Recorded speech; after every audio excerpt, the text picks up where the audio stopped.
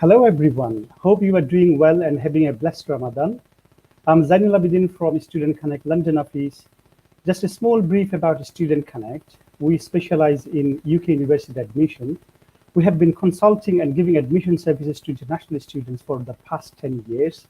Our head office is based in London, and currently we have 3 branch offices in Bangladesh, Dhaka, Sylhet and Chittagong. We have been doing this ongoing Facebook Live information session with universities, especially UK universities, so that you can prepare for your study in UK for the upcoming September intake or January intake while you are locked down at home due to this COVID-19 situation.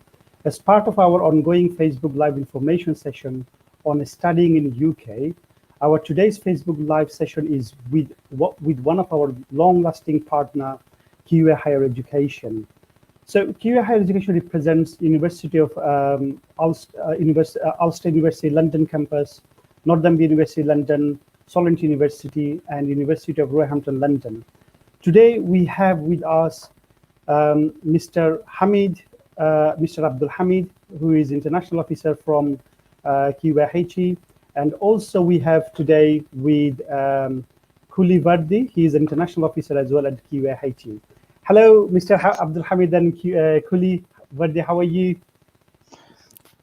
Very well, thank you. Yeah. Fantastic. It's really great to see you both after a long time. Although in this lockdown, we can't physically meet, so this is the best option to meet us virtually and also meet our students as well.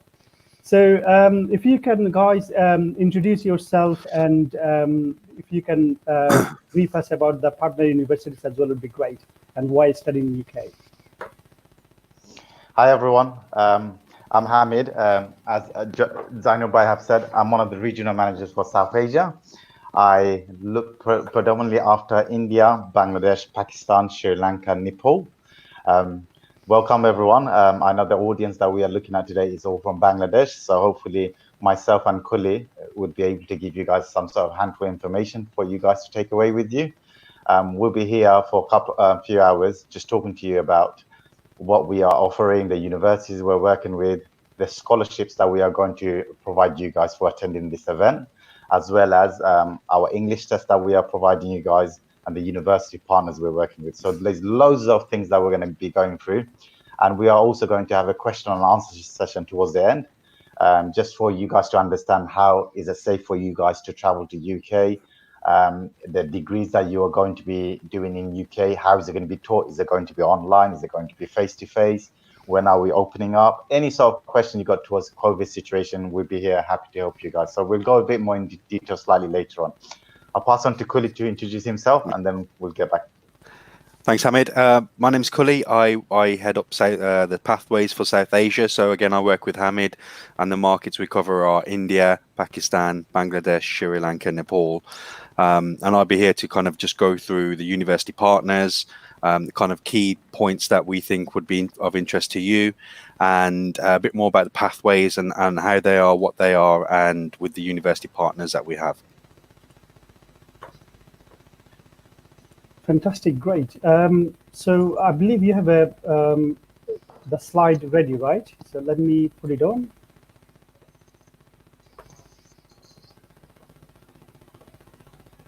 Yeah. Are we ready to go? Yep, definitely. When you are. Yeah, thank you. So like I said to you guys, we primarily look after students that are coming from South Asia. So any part of the continent, if you're part of South Asia, especially the likes of Bangladesh, is somewhere we do heavily recruitments for UK.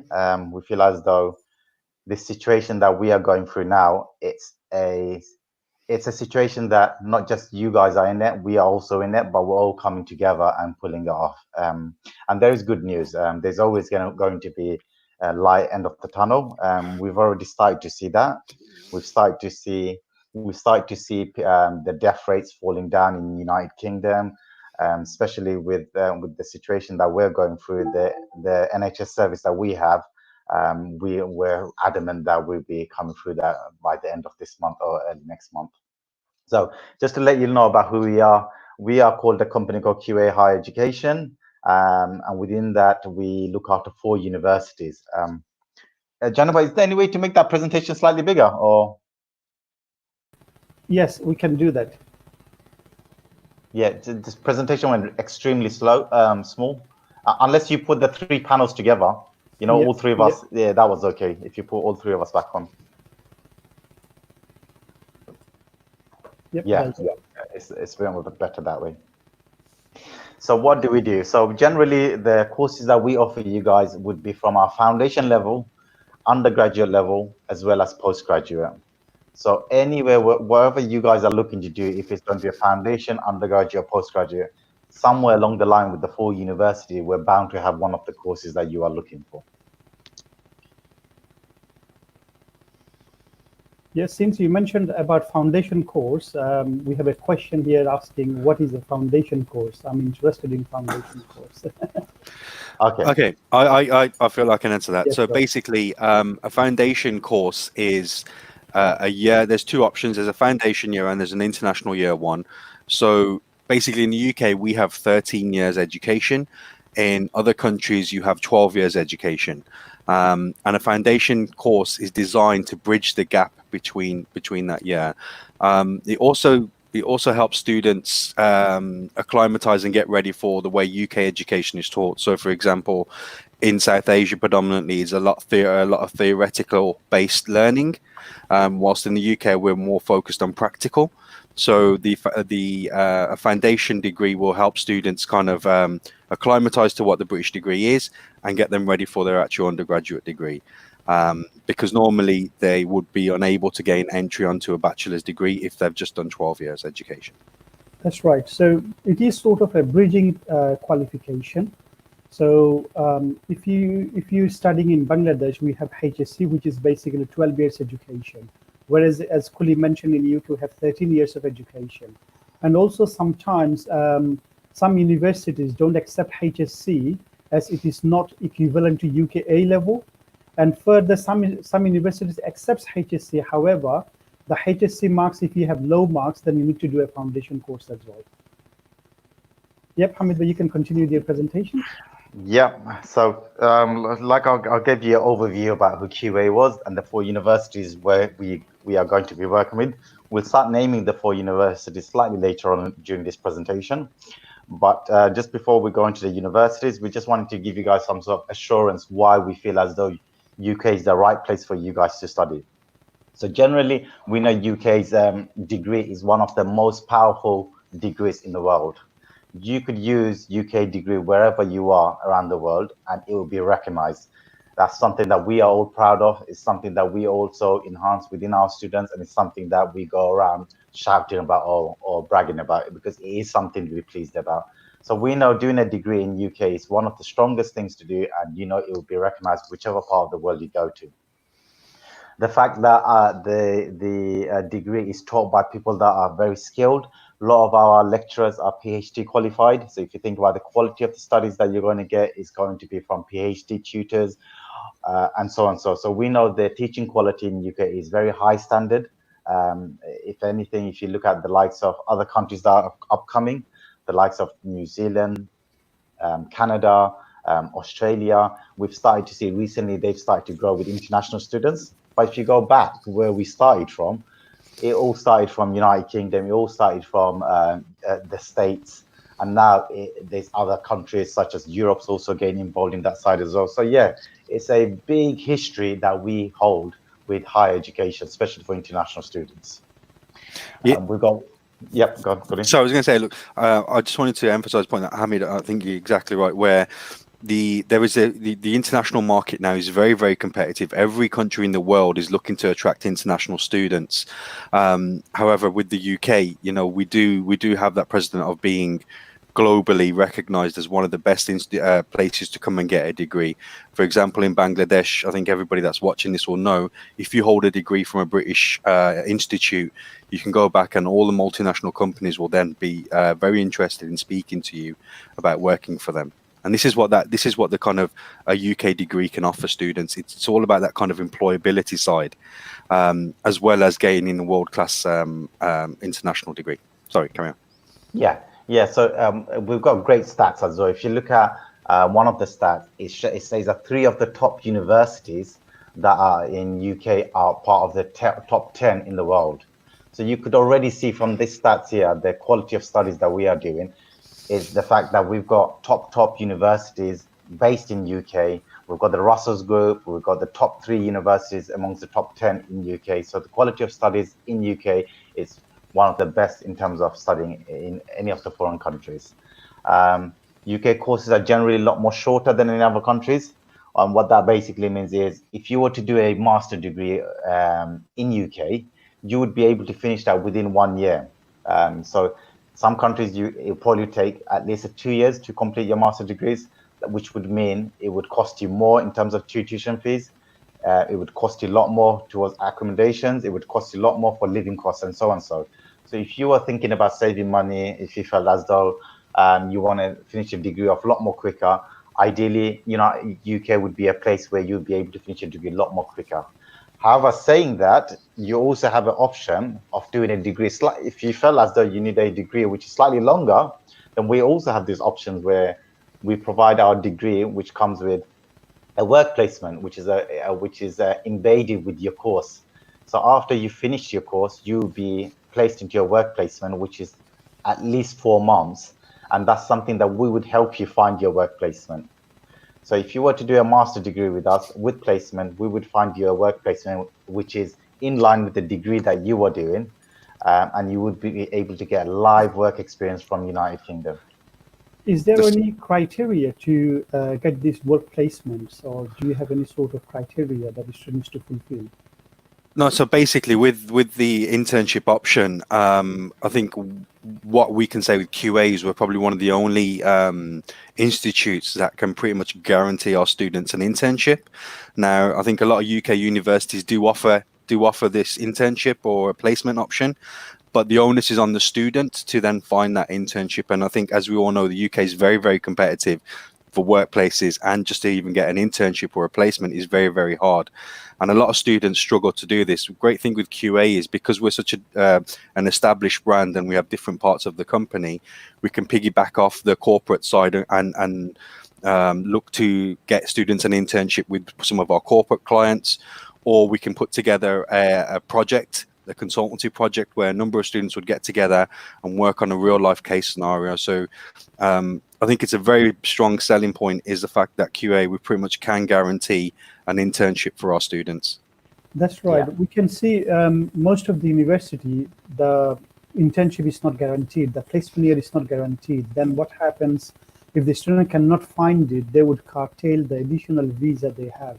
Yeah, it's a big issue. I think that's happening. This kind of support is fantastic. Actually, they have this option of getting real life scenarios, experience, so that they can boost their CV.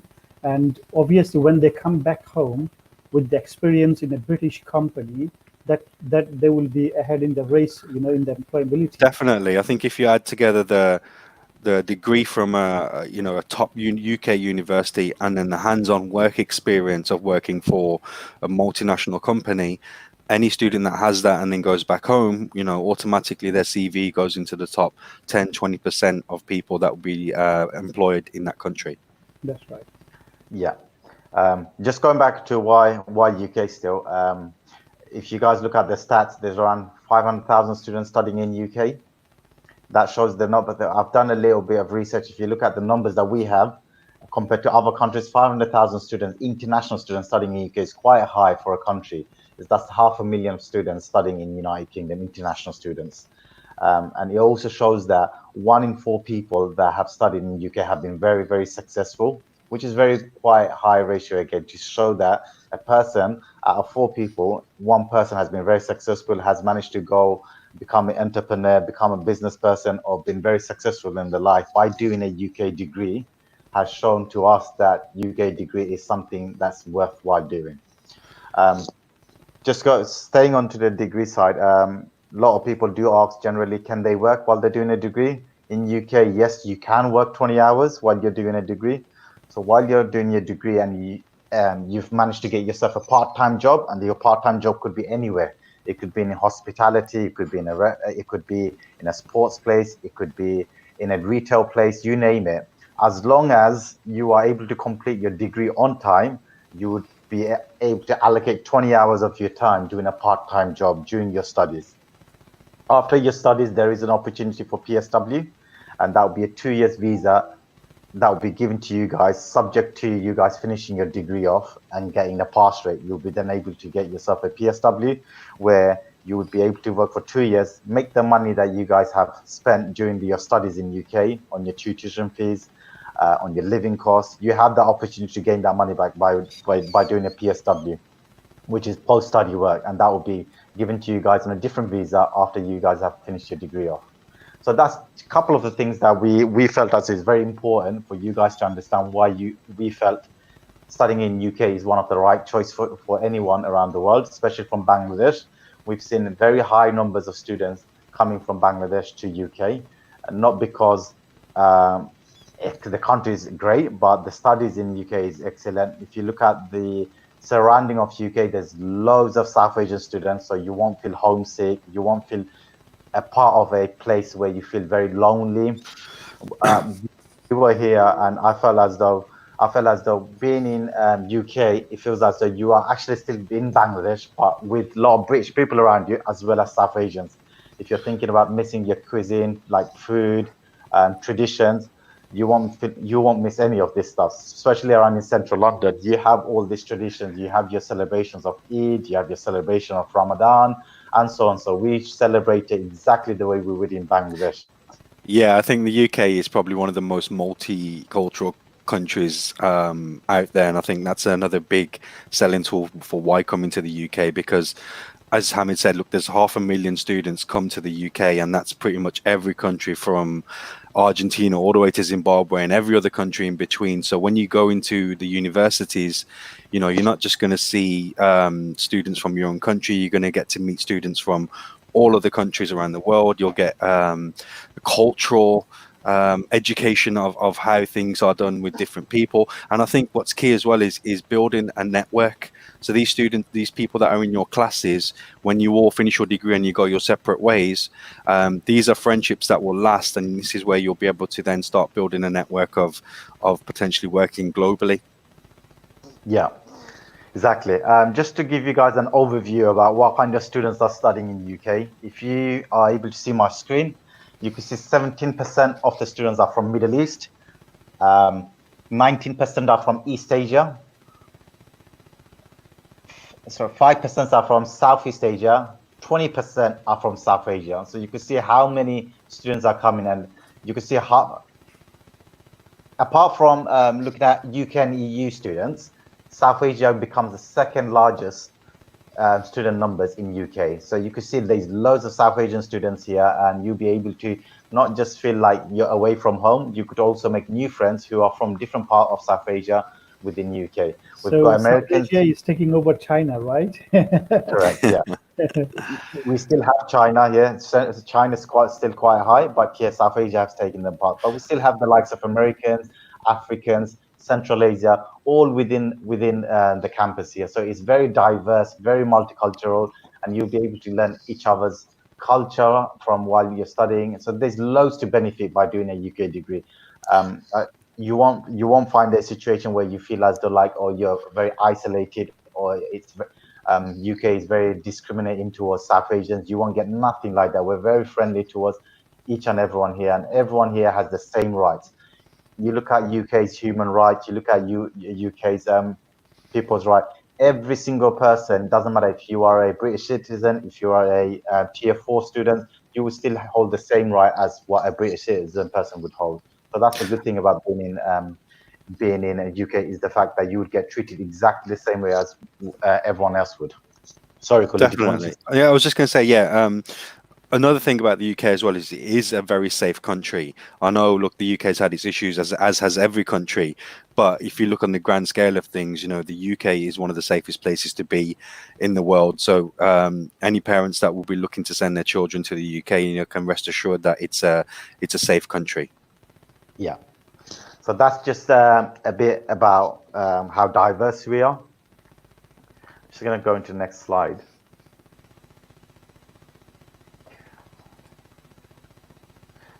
So yeah, just my colleague Kully is just going to talk to you guys a bit more in details about the university we work with.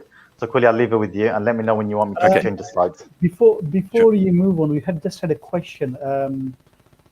What will happen? I think it's about with the COVID situation, like what will happen if the campus is closed and I cannot start my course face to face? If I start online in September 2020, when will you issue cards, and what would that update for May intake students?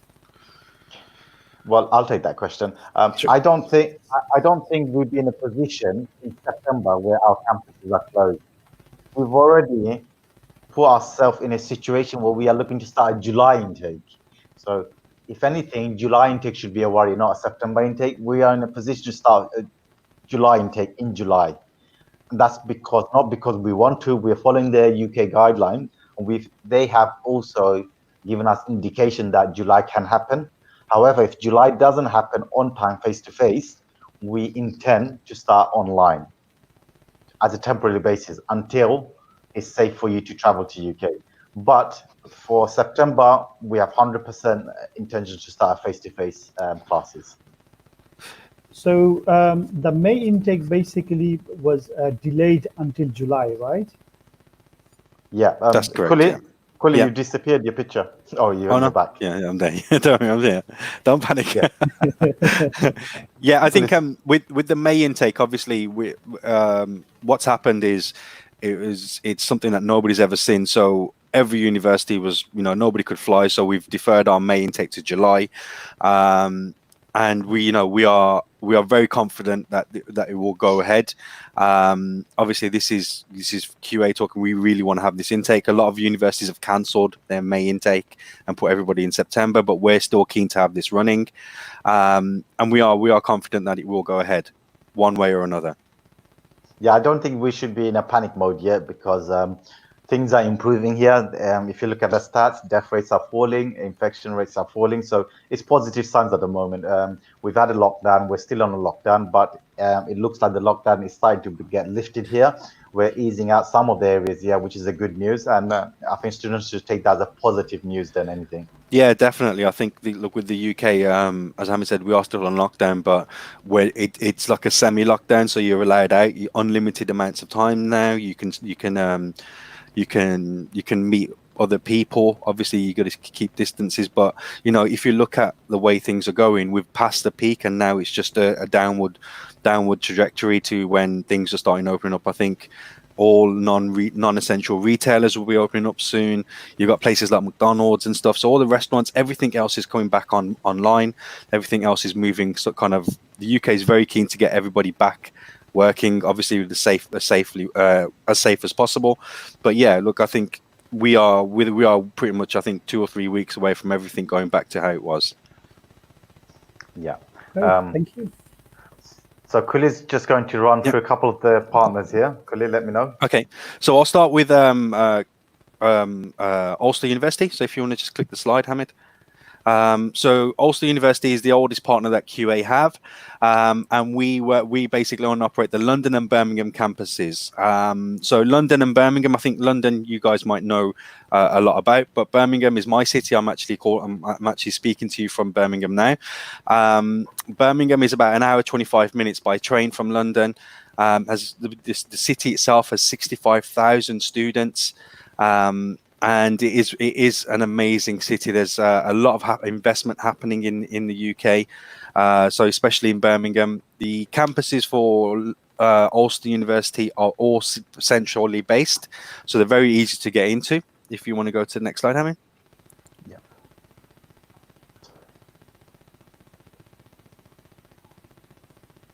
Yeah. So with the university itself, it has students from over 100 countries.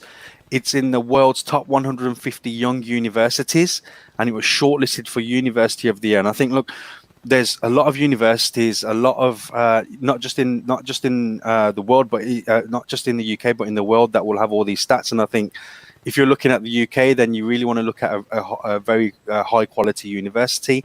And I think having a shortlisted for University of the Year from the Times Higher Education is a marker of how well this university is doing. It's in the top 10 entrepreneur universities and is in the top 5 for widening participation. It is a phenomenal university with some amazing courses. Just want to go on to I'll move on to Northumbria. So Northumbria, there's two campuses that we're recruiting for, which is one is central London and the other one is in Newcastle. Newcastle is about 3 hours on a train from London. And what's great about Newcastle is, I think when the further up north you go in the UK, the more friendly and hospitable people become, because they're more natural UK people. So with Newcastle itself, one in every six people is a student. So it's a very student-focused city. And it's a really good place to live. I think Newcastle itself has been kind of shortlisted and awarded the best place to study in the UK numerous times. Just want to go on to the next slide. So again, the campuses are Newcastle and London. Northumbria University is in the top 50 in the UK. Again, if you're looking at stats and comparing universities, this is probably one of the best universities that you can look at studying. Has over 211,000 alumni. So when I was talking about, a lot of universities, what happens is you get your degree, you get your piece of paper, you have your hat, you have your ceremony, and then it's out the door, and then they get a next student in. Northumbria are really good at creating a network. So once you've got your degree and you've left, you're still part of this alumni, which has got over 200,000 people, which you can then tap into and start creating business links, start working together. And again, it was in the top university for student experience. So students, it's in Newcastle. It's got a top student. It's one of the top cities to live in. It's a top 50 university, and it is a top university for student experience. I think if you combine all that plus the cheaper standard of living, it makes a very good viable option to other universities. Going to Solent. So Solent is based on the Sorry, before you move on to Solent, I was wondering if you can mention about the scholarships at Northumbria University London campus. Can we do so after this we'll do a scholarship page? Oh, okay. So you have a separate scholarship session. Yeah, we'll do. Oh, fantastic! Yeah. Great. Please do continue. No, so Southampton is a coastal town. It's in the south of the UK, and it's about an hour 20 minutes from London by train. 46,000 students. That's 20% of the of the population. So that's 2 in every 10 people in the city is a student. The Southampton itself is in the top 10 happiest cities. And I just think, look, if you live by the coast, every day is going to be a good day, because you've got the ocean, you've got a beach. The good thing is because it's a coastal city as well, there's a lot of shops and restaurants. So if students want to get work experience, I think you're going to have a lot of chance to get that. The university itself has got some really good stats. If you want to just go on to the next slide, Hamid, possible. The university has over 160 years worth of experience. It's in terms of course-wise, I think it's undergraduate bachelor's degree in engineering is ranked in the top 3 in the UK, and is in one of the top 100 fashion schools in the world. So its fashion department is amazing. It outranks a lot of the London, New York, Paris universities in terms of fashion. So it's got some really good stats behind it, and it's had a lot of investment as well. One thing I like about Solent is there's a lot of universities that make students spend a lot of money on equipment and so on. So with Solent University, one thing for sure you would get is if you're in a drama class, or if you're in a filming class, or if you're in a studio class, or if you're doing some sort of pharmaceutical, whatever technology, you name it, anything practical, Solent have all these equipments within the campus. A student has the access to borrow them. If it's like a key, if it could be anything, it could be a camera, it could be an instrument, it could be a piano, you name it. Yeah. Students have the access to borrow this within the university without spending a penny in terms of equipment and so on. So that's something very, very good about Solent University. And the fact that they spent 1.6 billion recently just to do up the sports facilities areas. The whole campus looks amazing now. If you guys had a chance to visit the Solent campus, it's not far from London, but the campus itself just looks amazing. Definitely, and it's spread throughout the entire city, so it's not a city campus. It is a proper university, and I think because it's a coastal university as well. So if we've got any students that are interested in port management or anything maritime related, Solent is one of the best universities out there for that as well. Exactly. No. The fact The fact that Southampton football team use Solent University's campus to do their medicals, that shows you how strong they are. So if you look at how a Premier League team have their transfer centers, when they buy a player and they sell a player, they all need to go for a medical. That person comes to Solent University and does the medical, which is amazing for a university to carry that status. Also, you know, students, like, in order to have a really good student life, if you look at the Solent University, it's a coastal university, and like it's a whole tourist area, isn't it? So tourists. Yeah. So there's a lot of, and especially in the summer, you know, you got this beach there as well. So it's amazing. Yeah. So, and the great thing is students can jump on a train, go to London, and still do all the touristy sites. So, take your picture with Big Ben, get your Instagram likes, get your Facebook likes, and all that. But then you can go back and you're kind of just out of the way. The coastal city, nice and it's a smaller, it's sort of compared to the hustle and bustle of London.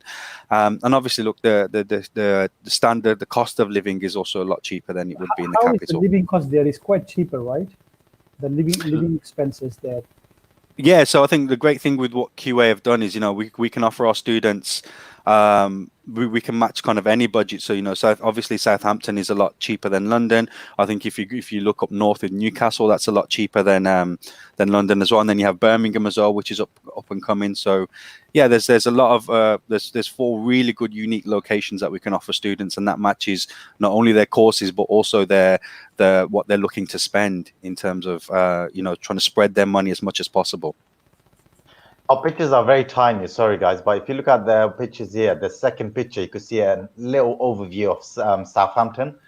And the fact that there's 46,000 students in Southampton is amazing. It's a small city, but has a lot. 1 in 4 is a student. So you could see how good it is in terms of if someone wanted a real life a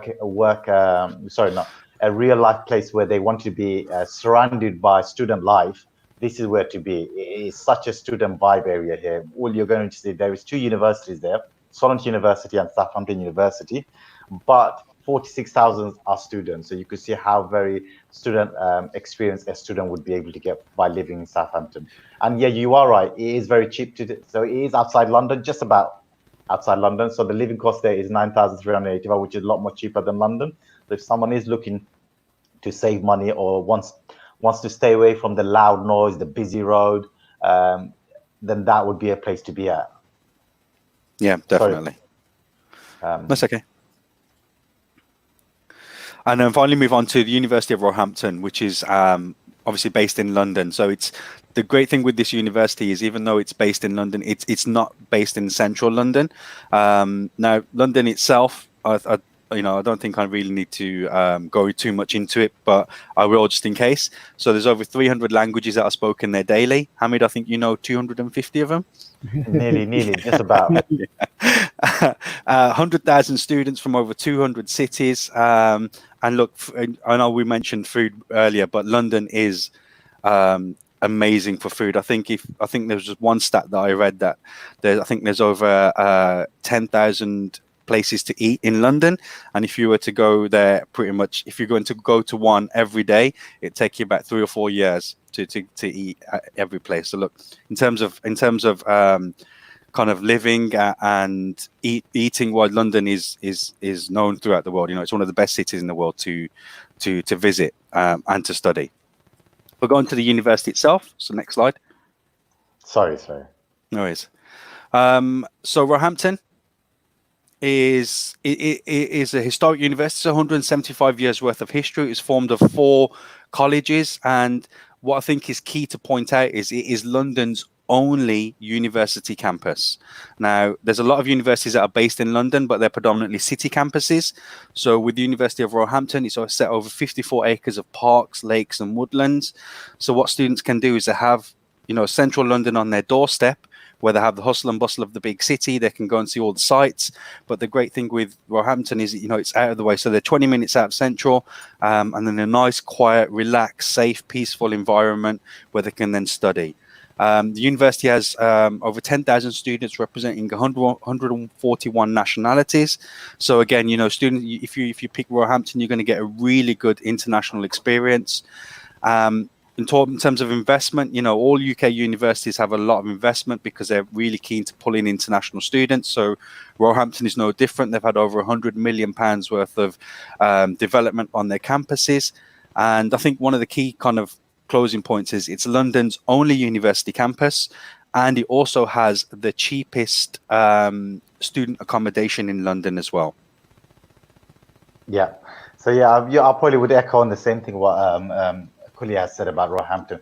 If someone is looking to study in a London campus, but again wants to be away from the busy environment, the busy road, the corporate place, Roehampton is the place to be. They have 54 acres space, which is open field with woodlands and green area. So yeah, if you're looking to stay away from noise, pollution, you name it, and you just want to be around wildlife, animals, this is what they have outside the university. They have a little wildlife place where a student would be able to look after a duck, a bird. I can't remember, there's a few other animals they would be able to look after. But this is what they get to get. Yeah. That pet becomes theirs. They also have in-house cats, where again students would be able to look at. So it's very natural, it's something different towards a student's experience than just going to a university and studying. Definitely. Yeah, if you can tell what are the courses that Bangladeshi students would be interested in this university. I understand since they have this wildlife, animals and things, I understand they would be good with life science courses as well. They have, go on, Kully. Sorry. Yeah. No, sorry, carry on. So if you could explain some of the courses that Bangladeshi students would be interested to study at this university. So generally, we know in Bangladesh, they are generally known for business, technologies, life science. Now we're starting to see a lot of students looking at laws. And again, all these 4 topics that I've just named, this university has all 4 within that sector. I mean, Roehampton are also very good at in English. So they have their own printing press. I think they're the Centre for Child Literature. They're also one of the only universities in the UK that offer a double accredited dance degree. So for the arts and English, I think Roehampton is very, very strong, as well as sciences as well. But yeah, those are the key things I would say they're really strong at. Yeah, I can see that the university, one of the strongest point as well, drama, theatre, performance, and media, culture, language as well. And also they have a School of Humanities where you have other courses, and life science department as well, where you can study courses like biomedical science and life science courses. Yeah, very much so. I think, Nisa, what's great with the universities that we're speaking about is, I think every university offers the generic business degrees and so forth. Yeah. I think what's a great thing with the pathway offerings that we can offer our students is, through one partner, you have 3 unique locations. So you have Southampton, London and Newcastle, but also the kind of degrees that we offer. I think there's a huge portfolio for students. If I think we can pretty much cater for any student or for any course that they're interested through these partners. Yeah. Okay, so that was a bit overview about the 4 universities we are currently working with, and as we were speaking about earlier on about life in UK. Just Kully is going to touch on a bit about foundation, but just before we move on to foundation, I just wanted to get your students' attention that any student who does a master program with us within Northumbria University we wouldn't use the word guaranteed, but they're more likely to get work placement within QAHE. The reason why we say that is because we as QAHE have 20 learning centres around in London. And if a student is doing some sort of cyber courses or a technology course or a business course, if we have a center that is working in line with that, we would be able to allocate one of the students to work within our 20 centers. However, if a student is able to find themselves a work placement, we are more than happy to do that. But within that frame, what QAHE also offers is every single student who's applying for a job, we have a support team who would help them do the CV, who would help them do the cover letters, who would prepare them for interviews, and who would also help them do the application process. So this is what you're gaining. We would make you ready for an interview before you go in for applying for a job. And this is the life benefit that you would get, is the fact that if you were to be in a position where you've already got experience about how to apply for a job, you've got experience about how to be prepared for an interview. This is something that puts you one step ahead once you finish your degree off. Definitely, I just want to reiterate that. I think, it's a key. I've worked in recruitment now for about 10, 15 years, and the amount of people that I've seen that were perfect for my client's job, but because they didn't write their CV correctly, or they didn't do their cover letter right, or they didn't know what questions to ask or how to close their interview, they didn't get the job. So, these things, even though they seem small, they all stack up together. And I think when you study with QA, what the great thing is, you don't only just get your degree, you get your internship, and we get you job ready as well. And I think that's the main reason why a lot of students come, is to get that degree and to be more relevant in the work placement, when in the work environment when they go out. And I think these little things that we have in place really do add up, and it is worth a lot. Also, I know that QA offers the skills voucher for the graduates or whoever is studying undergrad and postgrad courses. So these skill vouchers can be used to get career enhanced skills, learning new technology or softwares. If you can explain about these skill vouchers, it would be great. Well, we've got a couple of we've got more than 165 short courses available on our website. The likes of Prince 2 courses, web and mobile, project management, and so on. So they are generally 1, 2, 3, or 4, or maybe 5 days maximum. They generally cost between 3,000 to 6,000. A student who has done a degree with us would be able to utilize that. Instead of paying us 3,000 to 6,000, they will get free of charge after they complete the course. They will get free of charge to enhance their CV by taking a professional course with us, which is only 1 to 5 days. And that is generally, like I was saying earlier on, it costs like £3,000 to £6,000, and they would get that within the voucher that we would provide them after they finish the degree off. So that's something, another thing that a student could take is not just have a degree, but also be able to take a professional certificate from us, working or getting a short course from us and enhancing that within the career they wish to do so. So we can say basically it's an all-round performance. I mean, yeah. So I mean, if you look at somebody's CV, automatic now, if your student was to study with us, they'd have their British degree on their CV. They'd have some work experience of working for a British or multinational company, and then they've got some additional professional qualifications that they can add on to that CV. If you put all that into a CV, again, we're talking you will be within the top 10 or 20% of job seekers in your countries. Just remember, guys, one thing I've learned is when you have a degree, it's not just a degree we're getting. A degree has so much to it. It makes you a lot more knowledgeable. It makes you proud. It makes your family proud. It makes your kids proud if you have any. But it's something that you could hold on to as a lifetime achievement. That degree that you hold would never be useless. It's not a certificate that is stuck onto your wall and just portraited. It's something that opens up to your avenue to so many other areas. You've got your strength in one area. Maybe it was business. Maybe it was a project management, or so and so. Yeah. But once you've done a degree, it opens up avenue in other areas that you felt like that you've never had strength in. And I've always felt as though like having a degree is something that you could utilize towards any part of your career, and it would just widen your knowledge about how to live day-to-day life experience and so on. So I've always said, do a degree. After a degree, if you're thinking about working, if you're thinking about thinking about doing another degree or so and so, then maybe do that. But once you complete your degree off, take that with you. If you could utilize your degree in UK, great. There is so many students that I've seen who've managed to do that. And I'll give you an example. There was a student who was doing MSc Business with Financial Management with us in Northumbria University London campus. And that student used to go out for lunch on a day-to-day basis. And knowing that Northumbria University is based in Liverpool Street, which is the hub of financial district, this person used to go out to, I can't remember what it was, I think it was Starbucks, having lunch. And randomly, she started to speak to a random person during her lunch break.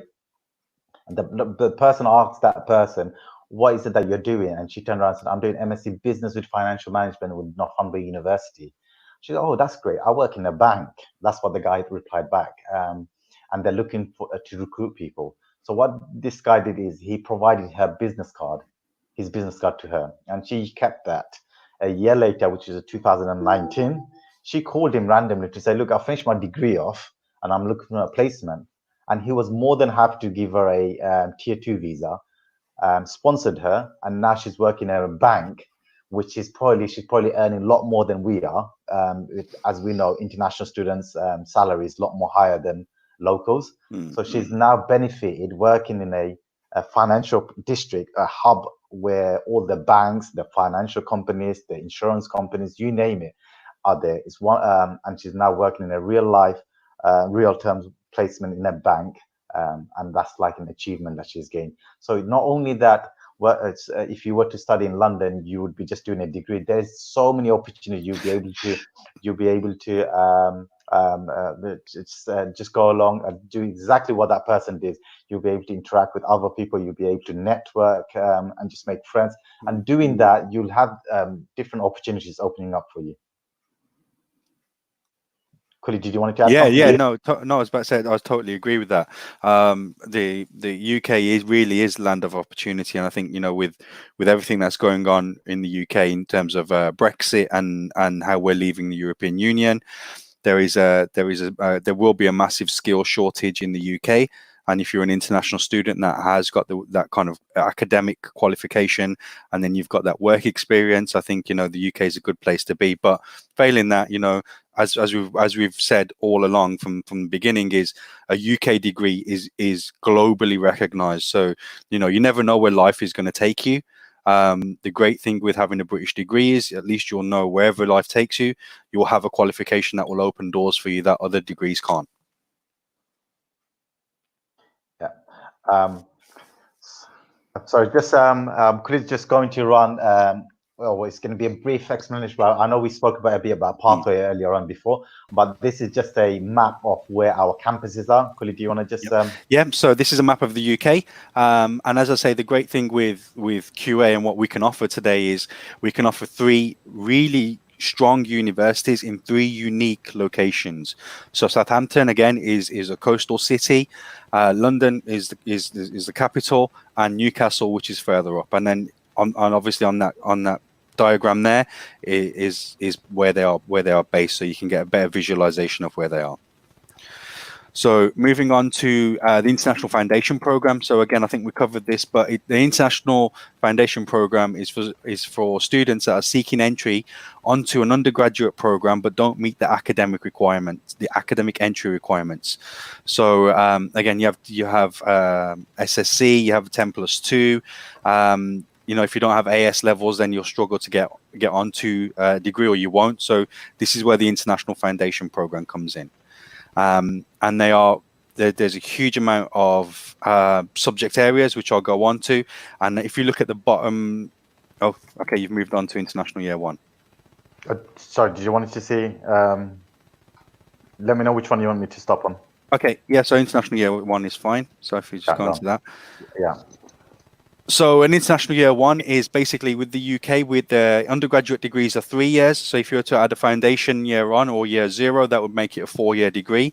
An International Year 1 is where we combine the foundation degree and implement it into the first year of the bachelor's degree. So students will then still have a 3-year degree. However, they'll have all the support and extra guidance that they would have on the foundation year, and it just combines it into the first year. So this is the International Year 1 is predominantly based around business. And yeah, Hamid, are you on a graduate certificate now? Yeah, are you doing overviews of or do you want to go into a bit more details about the courses? Do you want to do entry requirements or just do overviews? No, what I just wanted to do was just go on to the International Foundation Program progression options. Oh yeah, there you go. Great. So with the international, if you go to the foundation. Are you offering international foundation year with all 4 campuses, all 4 universities, or just with Ulster, Northumbria? No, so it's Northumbria. We don't offer foundation with Ulster, so it's just Northumbria and Solent at the moment that we're offering International Year 1. Yeah, and I'll go on to what kind of courses they offer. But in terms of the foundation degree, so once you've done your foundation with each of these partners, these are the degrees that you can go on to. So, for example, Northumbria, their law degree is in the top 3 for students that go into practice in law upon completion of their degree. Their engineering department is very strong. Again, Solent is very, very strong in art, design, fashion, anything maritime related, sports as well. They're very strong within Roehampton. I think we covered is very strong in journalism, English, and dance. So again, the arts there. So if you want to then go on to international year one.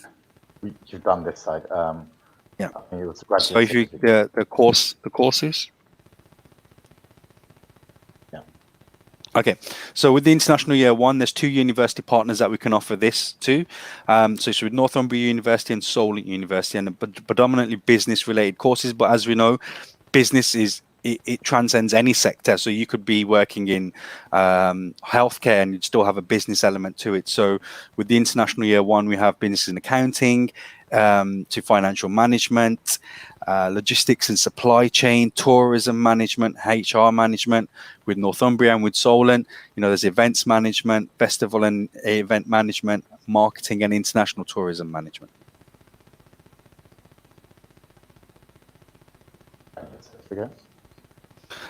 So this, as the same with the undergraduate degree, students that don't meet the entry requirements for a master's program, we do offer a graduate certificate.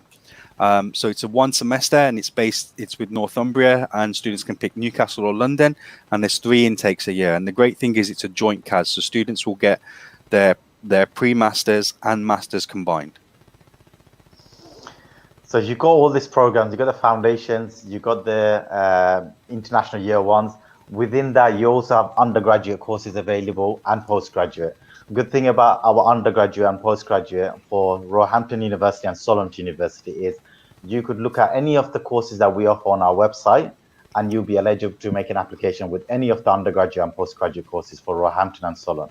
With the Northumbria applications and Ulster applications, we have specific courses that we are running in our London campus and Birmingham campus, and they are the likes of MSc International Business, MSc Marketing, MSc Professional Software Development. They are the Ulster University courses, and within Northumbria University, we have all our business courses. So the likes of MSc Business with International Management, Business with Human Resource Management, Business with Entrepreneurship, digital marketing, project management, mass communication. They are the courses that we generally are offering with our Northumbria University London campus. All these courses here, all you need to do is have a pass grade to be eligible for a course within the undergraduate or a postgraduate degree. As long as you have a pass rate, you'll be able to get direct entry. However, if you were to get a 3rd class, then earlier on, my colleague Kully was speaking about graduate certificate, which is something that you need to do. And that is like a bridging course that you need to pass, and then you'll be eligible to move on to a postgraduate or a undergraduate course. Our courses generally needs 6.0 or 6.5 in terms of English levels. As long as there's a pass and you got 6.0 or 6.5, then you have direct entry. If you don't have this, there is an option with the English things, and we will go into a bit more details about English slightly later on. So this is what we have in a nutshell. If you look at what we have, we've got foundation, we've got undergraduate, and we've got postgraduate. Kully has spoken to you about the foundation, but with the undergraduate and postgraduate, as long as you guys have a pass rate within the degree level you have done, then you would be eligible to move on to a postgraduate or a undergraduate. Definitely. I think there's a lot of variables when it comes to kind of entry requirements. So what I'd probably say is if you've got any questions, please refer back to the Student Connect. We'll be more than happy to kind of go through entry requirements with you on a one by one basis. But yeah, look, I think, it's all there. So just quickly, we have some questions. Thought to take some of the questions before we move on to the next slide.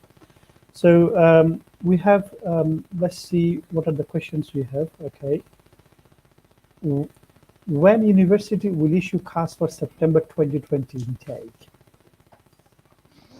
So the September 2020 intake CASs are going to start being issued from end of July.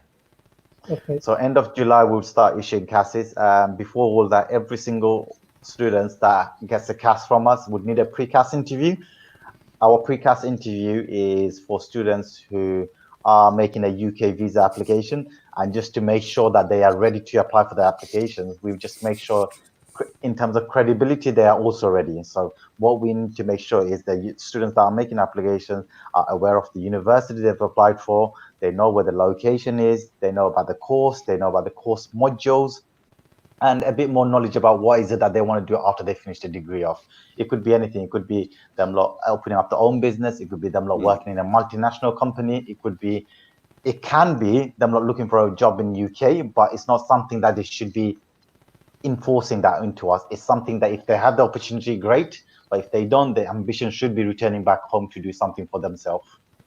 So this is something that would... So credibility interview is something Home Office is introduced. In other words, you can call it genuine intention test. So they check your intention, whether you have a genuine intention to study in UK or not. And in order to check that, they look at 4, 5, or 6 criteria. So your knowledge about studying in UK, your knowledge about the university, have you researched any other university? Have you your knowledge about the courses, how these courses relate to your previous studies or career, and how this course will help you towards your future career plan. And your future career plan, do you know where you're gonna go? Like, what do you want to become after completing this course? Because a genuine student would always know what he wants to do after completing this course. And obviously, then they would ask you about your financial situations as well. Can you afford it or not? So in order to check that whether you are a genuine student, so that you pass the UKVI, the UK Visa and Immigration interview, all universities in UK mostly, they would do this credibility interview to prepare yourself and also to check yourself. Bear in mind, if you fail the university interview, they would not issue you a CAS letter. So it's very important that students prepare for this interview seriously as well. Yep, sorry, Right. with the presentation. Yeah, we'll just talk generally. Just to let you guys know, whoever is actually viewing this live session, we are giving you guys all scholarships. Our scholarships are very handsome. It's very, very, very handsome. And just like you, Hamid. Yeah, and what we mean by that is it's something that generally, when you look at the credibility scheme, majority of the universities would look at entry requirements, the pass grade, the final degree they've got, and then assess the scholarship what they get. Whereas we generally, what we try to do, we try to be equal with every single student. So what we do is we have country scholarships, country bursaries, and academic merit is something that we've removed purely because we wanted to make sure everyone that is getting the scholarship, especially the likes of Bangladesh, we are supporting them, guys. We know Bangladesh is not, in terms of economic, they're not financially that strong. So what we try to do is we try to give them, guys, a bit more scholarship to ensure that they are utilizing that and they're maximizing that. And we want them to choose our university by giving them the scholarship. So just to give you guys a brief explanation about what the scholarships are. Solent University would give you guys 20% scholarship from the marked fees. Roehampton University, we would also give you 20% scholarship from the marked fees. When I say the marked fees, I meant whatever's on the website, we would deduct 20% automatically. Doesn't matter if it's foundation, undergraduate, or postgraduate. All 3 areas, we would deduct 20% scholarships. Sorry, if I just jump in, for undergraduate as well, we also offer a fee guarantee with Solent University, which basically means universities historically fees will go up every year by £1,000 or £500. What we offer, with the fee guarantee, basically the fee the student pays will carry on to the remainder of their degree, so their fee will never go up. This is great actually, because I have seen some of the universities on the second year when the student goes, they are saying that it's the same fees, but they add some sort of, it shoots up, right? Yeah, or something. It's like £700, £800, £900, or even £1,000.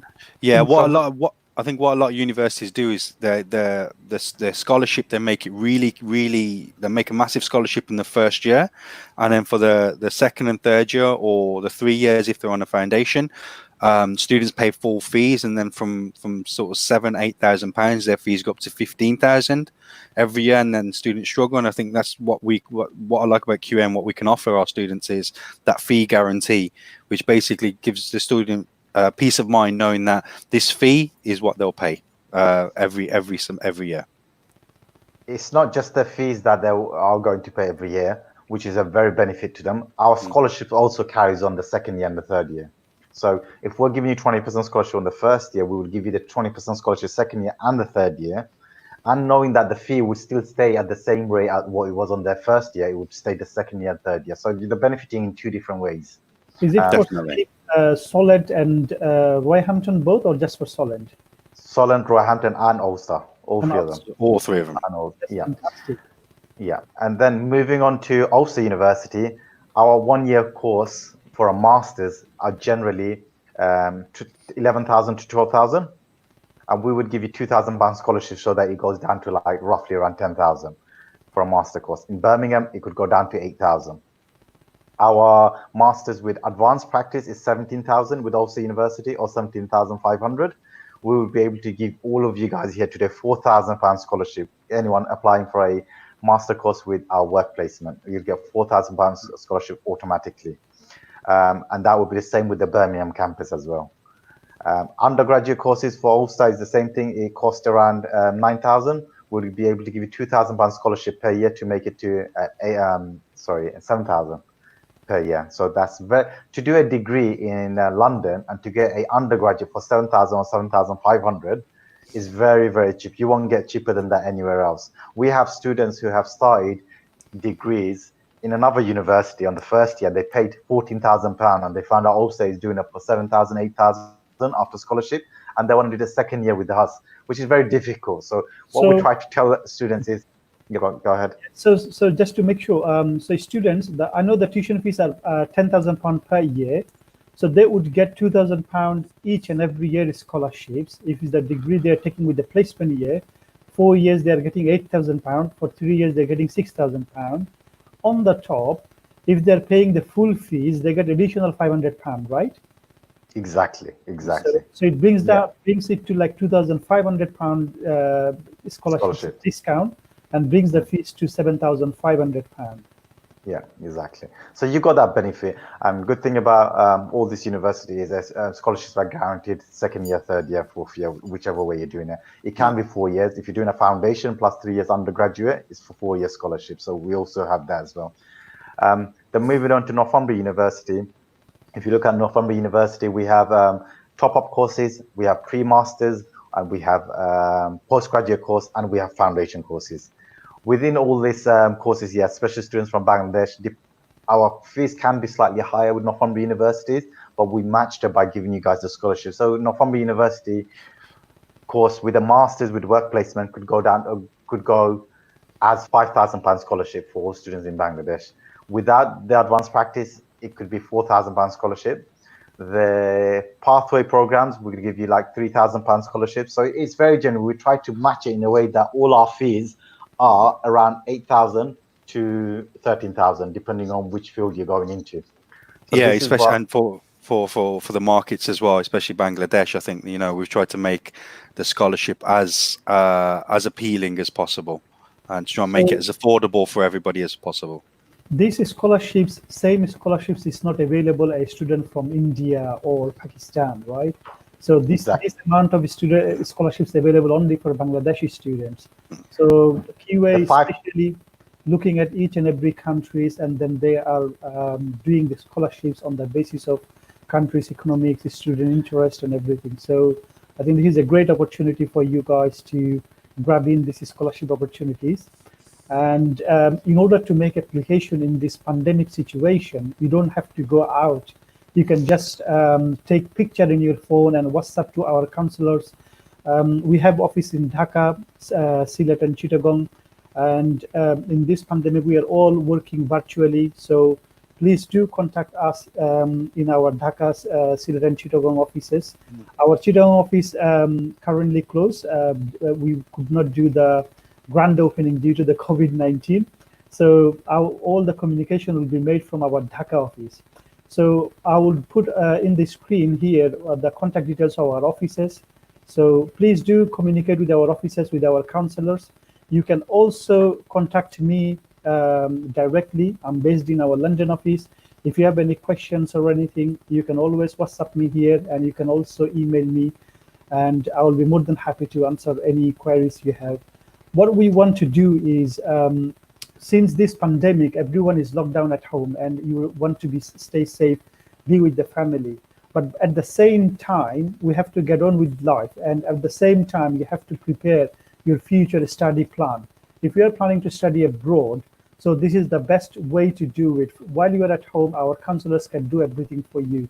You don't need to worry about your CV or personal statement in order to send applications or reference letters. What we can do with your passports and academic qualifications, we can send an application and get a conditional offer letter. And once you have the condition offer letter, we can slowly get other things moving on. We can get you reference letters, personal statements, CVs. Slowly we can put it on and get done condition letter on the later stage. So yeah, so feel free to ask any questions you have.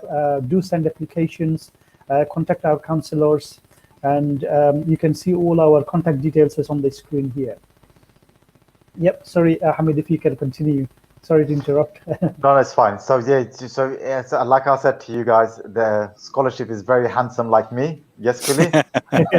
Indeed.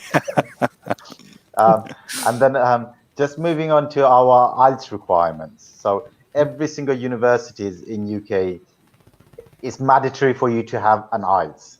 But if you don't have IELTS, then there's other ways. So English is required one way or another. One thing about QA is if you are coming from Bangladesh, Ulster University, recently what we've introduced is any student who has 55% on the HSC and they've done a degree within the last 3 years with an MOI letter, we would waive off the IELTS. Yeah, so as long as you guys have done your HSC, and on your HSC on English you have got 55%, and you've done your degree within the last 3 years, when you do a postgraduate degree in London, sorry, not London, in UK, we would remove your IELTS. You do not need to do an IELTS as long as you have provided an MOI letter. So that's just great. Explain, the MOI letter is a medium of instruction English letter. You need it from the university where you have studied.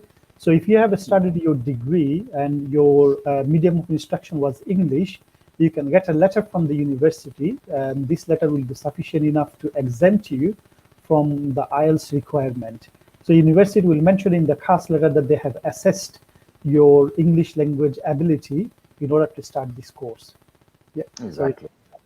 So the majority of the universities in UK, you would know that IELTS is generally 6.0 for undergraduate and 6.5 for postgraduate.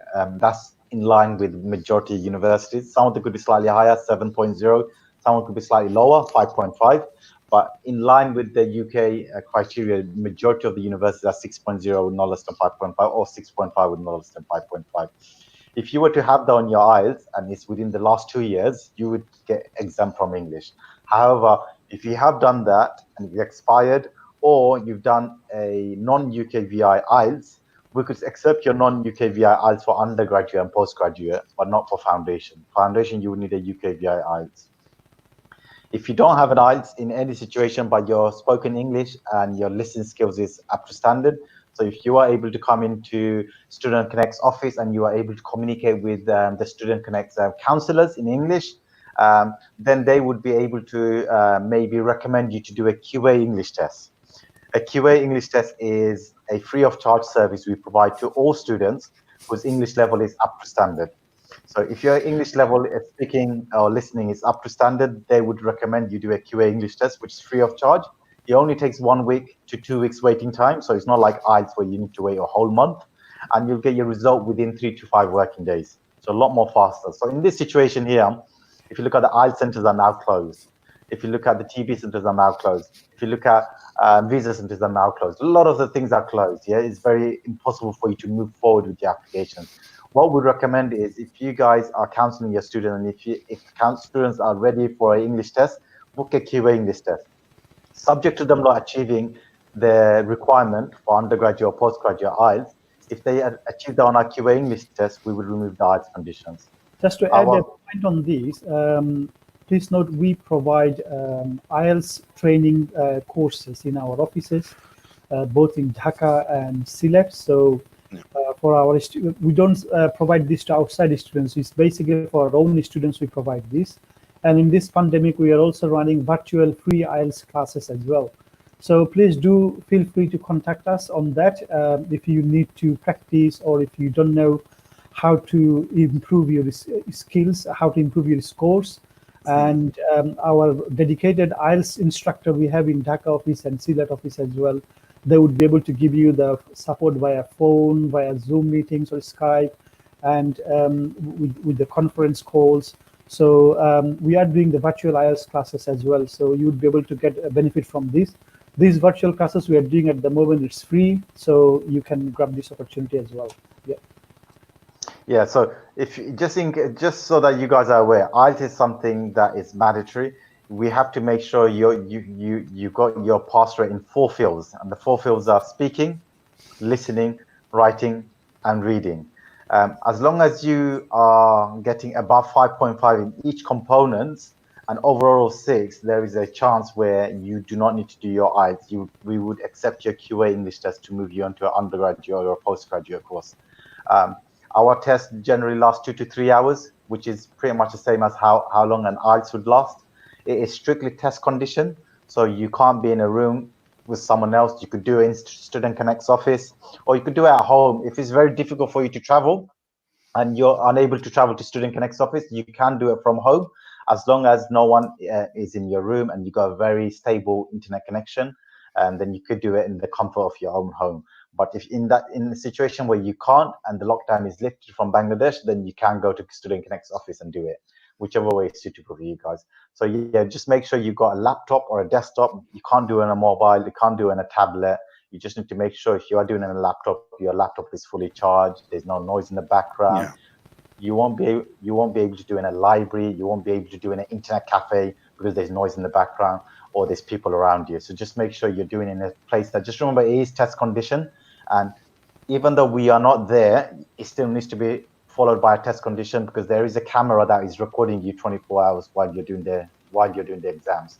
So anyone who is caught cheating would be disqualified. So please don't take that as an advantage that no one could see you.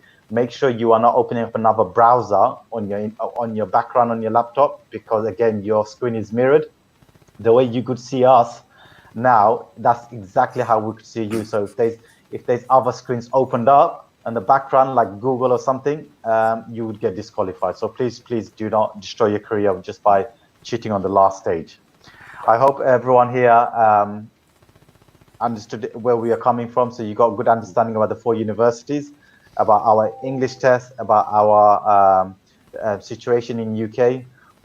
Kully's gonna just go through a couple of the things he's got last minute, and then we'll be able to do a question and answer session with you guys. Sure. Kully? Sure. What did you want me to go through? Did you want to do any of the foundation parts or any of the entry requirements, or you're all right with that? Yeah, sure, we can.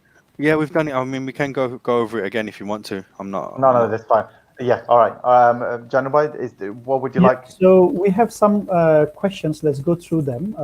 So we have one of the questions is, any opportunity for life science PhD? So I think this question is for Roehampton University Life Science PhD and also in Solent. So yeah, look, with PhDs, obviously, look, if the PhDs are notoriously hard to get onto, and it's all based upon what the student wants to do their PhD, to specialize their PhD in. So what I'd probably say is, if he wants to get his proposal together, the student wants to get the proposal together, send it to you, send it across to us, and we can speak to the university and see if it's something that they have the capacity to do. Yeah. And then, yeah, we can take it from there. But yeah, look, if there's any PhD, any DBA level students, it's a bit of a longer winded process than just a generic undergraduate, postgraduate or foundation qualification or entry requirement. So we have another question here. May intake run in July. Is it face-to-face or online? I think we went through this already. This is something university is still considering to do face-to-face or online. So if you can go through that as well, it would be great again. So our intention is to have a face-to-face. However, if it's a situation where we're not able to do it face to face, then we will start off as online and then move it to face to face soon as the lockdown is lifted. So at the moment, the intention is face to face. If you are starting off online, if we haven't given you the maximum scholarship generally, then there is a possibility we could give you another additional £500 off.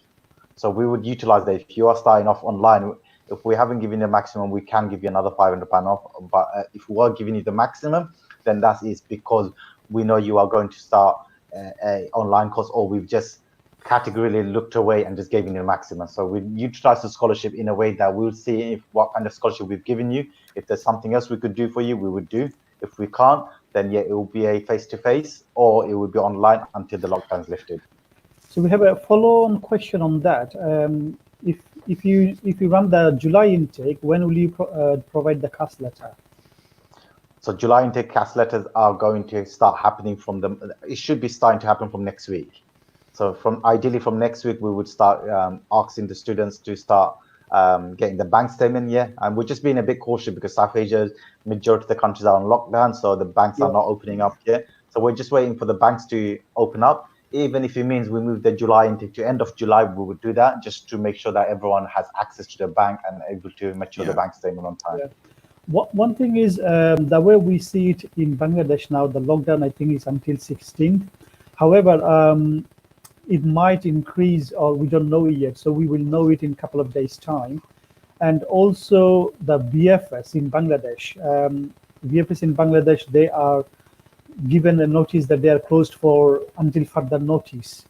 So really, I mean, you can't make any applications unless VFS is open. So because you have to go and submit your documents and give biometric, you know. Yeah. So my advice would be to students, make a mental preparations. If you're starting in July, make a mental preparations to go do it online. University will do everything they can. I mean, if it's going on, you know, on campus, they would try to do it. But the way things is going on, it would be better to prepare to do online if you're studying in July. And definitely, hopefully, everything will be fine for September intake. And in September intake, you can do on campus. And we know that in UK already, government taking initial steps to slowly come out from the lockdowns. They are already opening up schools from 1st of June and slowly relaxing the lockdowns because the death rate as well is now going down. Infection rates as well are going down as well. Yeah. So, we have another questions. Okay, it's the same questions. Is July university will take online classes? Yes, so if the university moving to online, they will take online classes.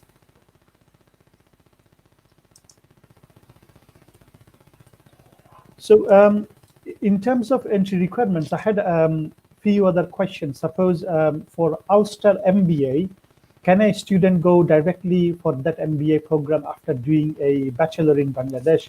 I understand that a lot of university requires work experience in order to go for MBA program. Is it the same case with Ulster University? Sorry, but you were breaking up there. I couldn't hear you. Okay. So a lot of university requires work experience in order to go for MBA program. So is it same case for the University of Ulster? Yeah, so any student who's applying for an MBA course would need 2 years work experience. However, the 2-year work experience that they have can be part-time. It does not need to be full-time. It could be a part-time job that they did while they were doing their studies. It could be in a family business. It could be it could be anywhere, as long as it was some sort of senior role, like a shop floor manager or anything. As long as it's a senior role, they will be able to, even if it's their own shop, running their own shop. If they were the shop manager, if they were shelving, if they were doing any sort of manual work, it's fine as long as they were the leading person. So it could be a team leader, a manager, it could be a senior person. As long as it's within that and it's business related, yes, they can. Part-time is fine. As they have management related experience, they can join. Yeah. Fantastic, right. So, and also Ulster undergraduate program, what is the entry requirement for that? So from Bangladesh, the undergraduate program, for Ulster University, you would need 2 years bachelor's to do a bachelor's in UK. However, with Solent University, you can just have your HSC and move straight into your undergraduate. Yeah. And just to note one point for Bangladeshi students, if you are coming from English medium level, from A level, so you can directly go in Ulster bachelor programs, because Ulster follows UK NAVIC. So the UK A level, this is what is the entry requirement required for the bachelor program. So if you have done an A level from Bangladesh, you can directly go in there. Do you exempt for English for those students who has A level, say grades between A to C? Yeah, as A's and B's. If they have A's and B's, then we exempt English. Yeah. Fantastic, great. So in terms of Solent University, what is the HSC percentage they would require for direct entry to undergraduate program? So as long as they have 55% pass rate, then they could go straight on. Sorry, for undergraduate, they need 70% pass rate. 70% pass rate. Yeah, yeah. If they get 70% pass rate, then they go straight into a undergraduate with Solent. Okay. And for any student that doesn't have that, then obviously don't worry, because that's where the pathway option comes in as well. Fantastic, great. So yeah, if you do not qualify for the direct entry, you can go with the pathway option. And with the pathway option, one of the thing is, suppose if you're going for a bachelor qualification with 1 year foundation year, so then if you want to do the bachelor with a placement year, you can do so. So you are doing like almost 5 years undergraduate qualification, including a foundation year, including a placement year. And then you can do a master's as well. I followed that. Yeah. Yeah. So thank you very much indeed, Hamid Bhai and Kully, for attending our event. And You're more than welcome. I hope you both enjoyed. I definitely enjoyed, and I hope it's beneficial for our students. And hopefully we will come out from this pandemic, and we will recover soon, and students can come in the UK and things get back as usual normal. So as again, if you want to make applications, please do so. Come contact our counselors in Bangladesh offices and send your applications. As I say, just take pictures through WhatsApp and then WhatsApp us, and we will be able to help you with your all applications. If you need help with English language skills and training, please do contact our counselors. They would be able to provide you some free classes as well and guidance. And also, I understand that if you're taking an online test, you need some practice. So we would be able to arrange a practice or demo for you, and also some guidance on the how the online test is taken. And if you have a medium of instruction letter, if your bachelor degree was done in English medium, you can directly apply without IELTS. Also, if you are coming from English medium school and A-level background, and if you have in English A or B, you can also directly apply for the undergraduate or postgraduate entry. So thank you very much for coming in today. And I think we are coming to an end of our session. And if you guys wants to put any concluding remarks, please. Sure. I just want to say, look, it's been a pleasure speaking to you all today. Student Connect has been a long time partner of QA. I've personally worked with them for a long time as well. They are a really good agency. Any questions you have, they are probably one of the best at getting back to people. And in closing, I just want to say, look, guys, I know it's a really unique situation we're all in at the moment, and it's not just you guys in Bangladesh, it's globally, but things will get better and life will go back on, and everything will get back to some kind of normality, and not to lose faith. We QA, we're here to make sure that our campuses are open, and get our students in and give them that quality teaching as quickly as possible. Yeah, I probably would echo on exactly what Kully has said. We're all in the same boat here. I wouldn't say, oh, we're safe in Bangladesh, but we won't be safe in UK, or we're safe in UK, we're not going to be safe in Bangladesh. I think everyone all around the world is going for the same thing here. And if we are able to cure in one country, I'm sure we'll be able to cure in all the other countries.